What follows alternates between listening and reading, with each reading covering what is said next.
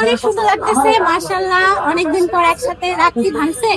অনেকদিন পর কই তোমার সাথে তোমার কয়দিন আগে দেখা হইলো না তোমার সাথে নাকি আমার ঝগড়া চলতেছে, রাগারাগি চলতেছে। এটা তো আমরা জানি না, বাট পাবলিক জানে যে আমাদের ঝগড়া চলতেছে, রাগারাগি চলতেছে। আমাদের আসলে কিছুই হয় নাই, জাস্ট ও একটু দূরে দূরে থাকে, আমিও দূরে দূরে থাকি, মানে বিদেশে থাকে, কাজের ব্যস্ত, আমরা কেউ এক হতে পারি না। গাইস বড়াপু তো এখন বড় সেলিব্রিটি হয়ে গেছে, এই জন্য ও বেশি ব্যস্ত থাকে। গাইস আমার থেকে বেশি সেলিব্রিটি, প্রতি মাসে মাসে বিদেশ আবার যাইতেছে। রিসেন্ট কোথায় যাচ্ছে এটা বলা যাবে না, বাট ও বাইরের দেশেই থাকবে। হ্যাঁ, আর আজকে অন্তরাকে অনেক সুন্দর লাগতেছে, তাই না?